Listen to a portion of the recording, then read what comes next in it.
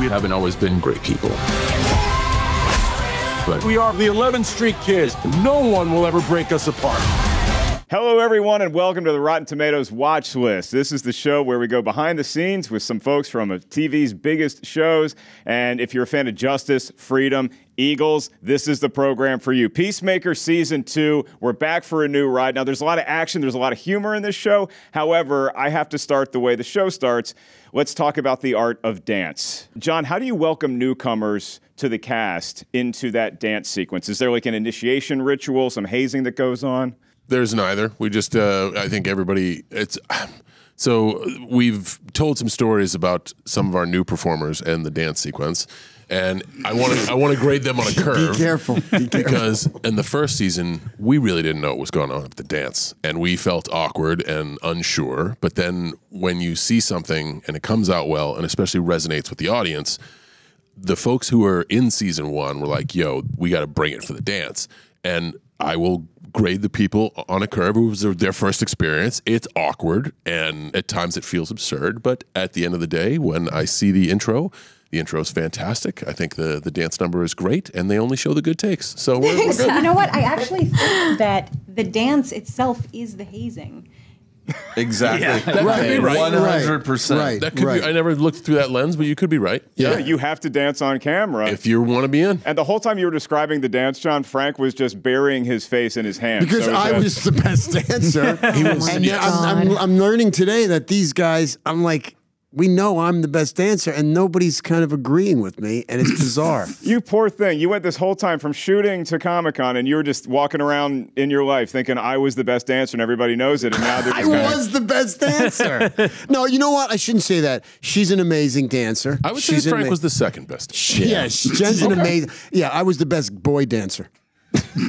No, second best. Best dancer boy category goes to Frank Grillo. Yes. An early legend of the DCU, because you've been in everything that we've had in this new DCU so far. Is there like a punch card you get? Are you working on like a free sandwich? What are we building towards here? James has owed me a lot of money for a long time, and this is the way he's repaying me. It's awesome. John, one of the things in the trailer for Season 2 that sent fans into a frenzy was you confronting yourself. So can you kind of walk us through what that's like for Peacemaker to possibly get into a confrontation with Peacemaker? That is the framework of Season 2. So I got to tread lightly when I say that. I'm glad that we were able to show a snippet of that in the trailer. But man, I don't want to spoil what we got, and what we have is a great season. So I'm glad people know that it's going to happen. I would like to let that story unfold as it should. I would say probably your biggest test yet, because everybody else, you just kicked their ass, right? I don't know. If the great thing about Peacemaker is the first season, he gets his ass kicked in his tighty-whities by a very unlikely opponent. So the thing I like about Peacemaker is he always seems to be in harm's way. And, I mean, everybody's in harm's way this season. It seems like the action ante has really been up. So, Freddie and Jennifer, can you talk about how the action unfolds here versus Season 1? Like, it feels like we're going even more sort of, forgive the expression, balls to the wall. Oh, yeah. Jen has some pretty epic fight sequences. We're stepping it up, I think. It's just getting to another level. Yeah, I mean, one of the... my Lord, kumbaya. I was worried I wouldn't bring the cast together, but Steve started the trend. Now you see where this has devolved to.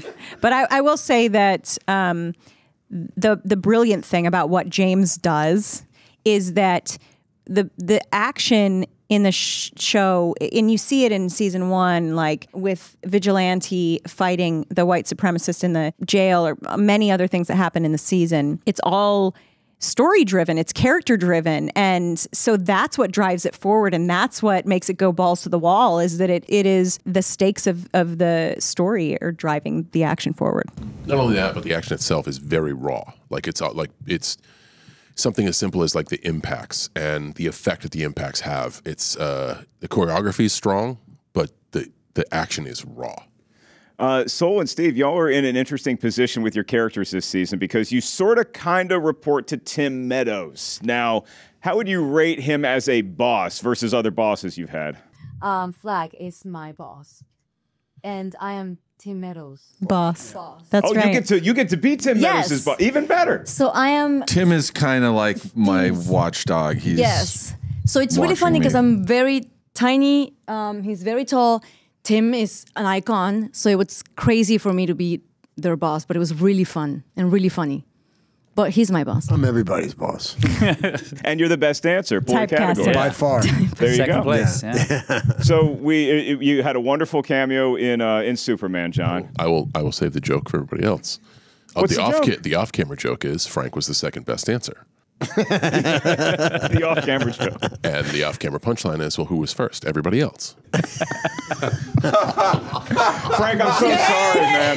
Nobody teed me up for that? Nobody? I had to walk you through. I had to you were going with I had to mansplain that joke? Guys, I'm dying on the vine over here. Some of my best stuff. I tell you. Hit it with some Kumbaya real Nice. John, you had a wonderful cameo in Superman, and I'm curious how your character feels about Superman as we head into your season 2, because we obviously saw his take on Superman midway through the movie. How has that sort of view of Superman evolved as we hit the beginning of your season? Man, these are tough questions to answer because, again, I want to tread lightly on the material. We've released a lot of footage to the fans. I think the cameo in Superman was very quick, but says a lot about Chris Smith. The guy really just wants to be accepted. So regardless of his further opinions on Superman, the cameo had purpose. It's like Jen was saying, James does action with purpose, and every piece is in there properly. I was glad to do the cameo, and it was a great move to be involved in, but I'm glad James also did it with purpose. It's the longing for Chris to want to be accepted and taking advantage of that opportunity. All right, so final question for you all. Feel free to chime in, cut each other off, do what we've been doing. For season 2 of this, it's one of the things that fans have watch parties. They all get together with their friends and they watch Peacemaker together. They don't skip through the intro, obviously. They watch the whole show. So what are the snacks that you're bringing to a Peacemaker watch party, starting with you, Freddie, and going around the room? Well,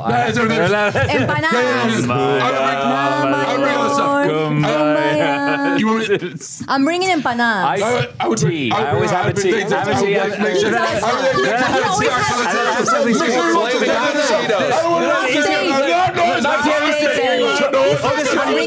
Why are you talking over everyone like a man's acting? What's wrong with you? Flaming hot Cheetos. There we go.